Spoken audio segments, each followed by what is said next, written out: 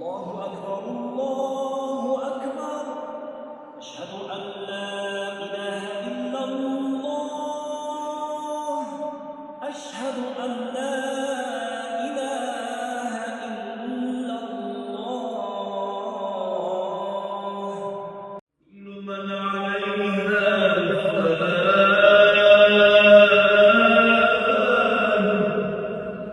ويبقى وجه ربك ذو الجلال والإكرام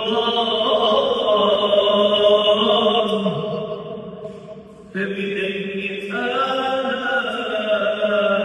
ربكما تكذبان. Muhteşem, mükemmel, maşallah. Har bir burchagida alohida ta'sirlandik. Biz bu yerga kelayotganda allaqachon har bir Alloh do'stini ziyorat qilish niyatida kelgandik. Biz bu yerga yurtimizdan chiqib bayramni o'zbek birodarlarimiz bilan birga nishonlash, ikki karra bayram qilish uchun keldik. Sizlarga Turkiyadan salomlar va ezgu tilaklar olib keldik. Biz Turkiyadan kelgan birinchi guruhmiz. Bu joylarni birinchi bo'lib ziyorat qilayotgan guruhmiz. Shuning uchun bizni juda yaxshi kutib olib, hamma joylarni ko'rsatishdi. Qur'on zali juda ham ajoyib bo'libdi. Oyatlarning har biri harf go'yo tushib kelayotgandek tasvirlangan. Ramazon oyidagi Qadr kechasini shu qadar chiroyli ifodalangan joyini men birinchi marta ko'ryapman. Biz bu yerda shuni angladik. Qur'oni Karim 1400 yil avval nozil bo'lgan. Hazrati Usmon tomonidan yuborilgan mushaf ham shu yerda.